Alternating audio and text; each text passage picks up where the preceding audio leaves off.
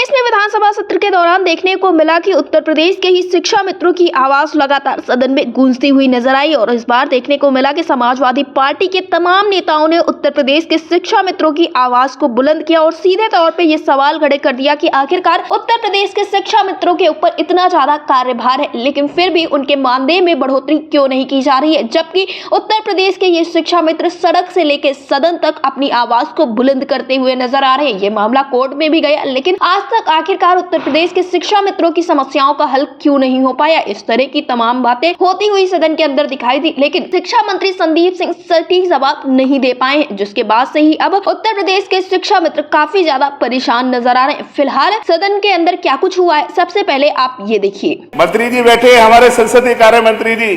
इतने अनुभवी हैं, मैं समझ सकता हूं कि उनके अनुभव को कोई चुनौती नहीं दे सकता। वो किसी भी स्तर पे जाके किसी भी पद को सुशोभित कर सकते हैं, सिर्फ इसलिए कि उनका अनुभव है। जबकि शिक्षा मित्र, उनका अनुभव 15-15 साल का है, लेकिन आप उन्हें वेतन का तैयार नहीं है। और साथ ही साथ जो हमारे शिक्षा मित्र उतना ही काम कर रहे हैं और उनके पास जो है टेट क्वालिफाइड है, उनका समायोजन करने या उनका मानदेय जो है उसको बढ़ाने के लिए सरकार कब विचार करेगी। अनुपात के झूठे आंकड़ों को देने के चक्कर में आपने शिक्षा मित्र को शिक्षकों में जोड़ लिया, और लेकिन जब उनको सैलरी देने का वादा आया तो आपने सिर्फ दी 10,000 रुपए सैलरी। ये पूरा प्रयास किया गया कि बेसिक शिक्षा विभाग के अंतर्गत परिषदीय विद्यालयों को बंद करने का निर्णय लिया गया और सरकार ने बच्चों के भविष्य को जो संवारने के लिए स्कूल बनाए गए थे उनको बंद करके बच्चों को दूसरे स्कूलों में भेजने का काम किया। मैं पहले भी इसको स्पष्ट कर चुका हूं कि सरकार के द्वारा किसी भी बेसिक शिक्षा विभाग के अंतर्गत परिषदीय विद्यालय को बंद करने का निर्णय नहीं लिया गया। हर एक विद्यालय यथावत जिस तरीके से चल रहा था और जो विद्यालय का यूडाइस कोड था वो अभी भी उसी तरह से यथावत है और हर विद्यालय अभी भी कार्यरत है। जो व्यवस्था बनाई गई थी मर्जर की, उस संबंध में मैंने पूरे सदन को अवगत कराया था कि 50 से कम संख्या वाले जो विद्यालय थे, जहां पे बच्चों की संख्या 50 से कम थी, 1 किलोमीटर की अवधि प्राइमरी के लिए और अपर प्राइमरी के लिए 3 किलोमीटर की अवधि जो कि निर्धारित है आरटी के अंतर्गत, उसका पालन करते हुए जो विद्यालय 1 किलोमीटर के अंतर्गत था उस विद्यालय में बच्चों को मर्ज किया और उसका परिणाम स्वरूप यह हुआ कि एक विद्यालय में जो छात्रों की संख्या थी वो बढ़ गई और शिक्षकों की भी जो संख्या थी वो जब विद्यालय में अधिक हो जाएगी और छात्र भी अधिक होंगे तो ये स्वाभाविक है कि जो पठन पाठन का कार्य विद्यालय के अंतर्गत होगा वो बेहतर होगा। बच्चे ग्रुप लर्निंग, पीयर लर्निंग के माध्यम से अच्छी शिक्षा को ग्रहण करेंगे।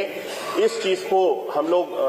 सोचते हुए ये निर्णय लिया गया था और इसका जो स्वरूप आया है, इसका जो फल मिला है हम लोगों को, वो भी अच्छा हुआ है। और जो विद्यालय बंद किए गए थे, यानी कि जो बंद नहीं किए गए, जो विद्यालय रिक्त हुए थे खाली मर्जर की प्रक्रिया के बाद में, उन विद्यालयों को प्री प्राइमरी यानी बाल वाटिका के रूप में हम सब लोगों ने इस वर्ष से एक नई व्यवस्था बना करके चालू किया है। इन विद्यालयों में भी इन बच्चों की पठन पाठन के कार्य हम सब लोग प्रारंभ कर रहे हैं और इसके लिए एक पूरा पाठ्यक्रम अलग से तैयार किया गया है कि इनके भविष्य को हम सब लोग बेहतर किस तरह से बनाएं। तो माननीय सदन में कोई भी विपक्ष के सदस्य इस तरीके की कोई गलत जानकारी ना दें कि सरकार के द्वारा विद्यालयों को बंद किया गया है।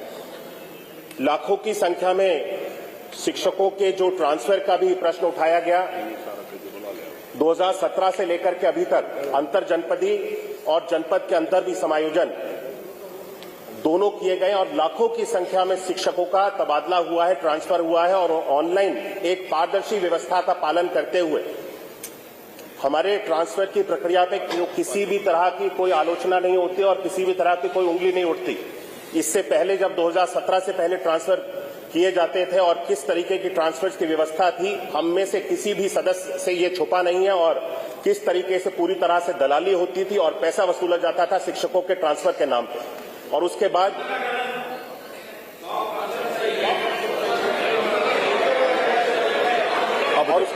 भी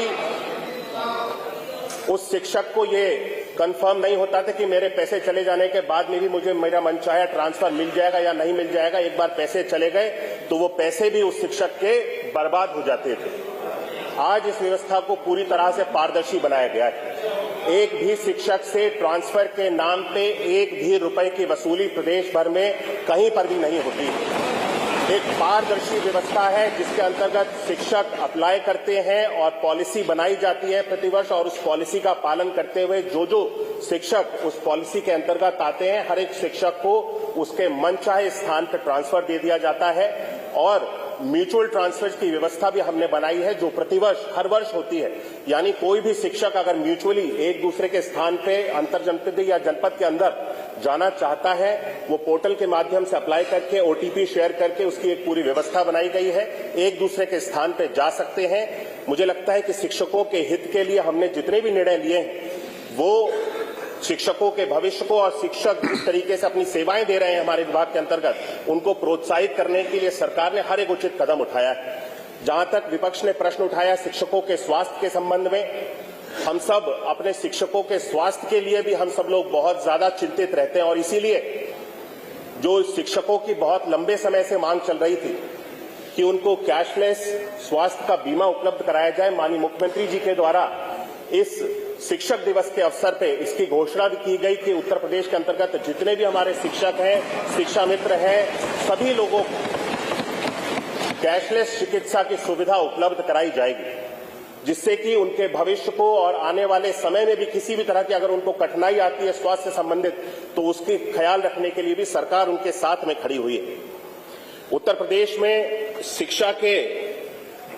गिरते हुए स्तर का भी माननीय सदस्य ने जिक्र किया। वे शायद ये भूल गए कि गिरता हुआ स्तर उत्तर प्रदेश में शिक्षक का 2017 से पहले हुआ करता था, जहां पे बच्चों की पठन पाठन के लिए किसी भी तरह की कोई निगरानी नहीं होती थी, कोई व्यवस्था नहीं होती थी और किसी भी तरह की कोई मॉनिटरिंग के लिए कोई पोर्टल या ऐप किसी भी तरह का कोई निर्माण नहीं किया गया था। राष्ट्रीय सर्वेक्षण जो NAS की रिपोर्ट है वो ये अपने आप में बताती है कि अगर हम पूरे देश का औसत देखें और उत्तर प्रदेश का अगर हम औसत देखें तो वो हर एक कक्षा में उत्तर प्रदेश का औसत पूरे राष्ट्र के औसत से बढ़ा हुआ है। चलिए, थैंक यू।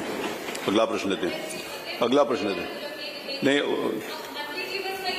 चाहूंगी आपके जबान फिसली कम से कम सच निकला। जो 10,000 ऐसे स्कूल हैं जिनको मर्ज करने के नाम पे बंद किया गया था और वहां से टीचर्स हटा दिए गए थे, आज वहां पे टीचर्स वापस नहीं रखे गए हैं, बच्चे वहां जा रहे हैं और वहां अध्यापक नहीं है। तो क्या इसके लिए सरकार कोई निर्णय लेगी, वापस से उन 10,000 स्कूलों में टीचर्स को भेजेगी और सामान्य अंतर जनपदीय जो ट्रांसफर्स है उन पे जो है आपको चेक रखने की आवश्यकता है? उसका जवाब आ गया। नहीं, उसका जवाब आ गया।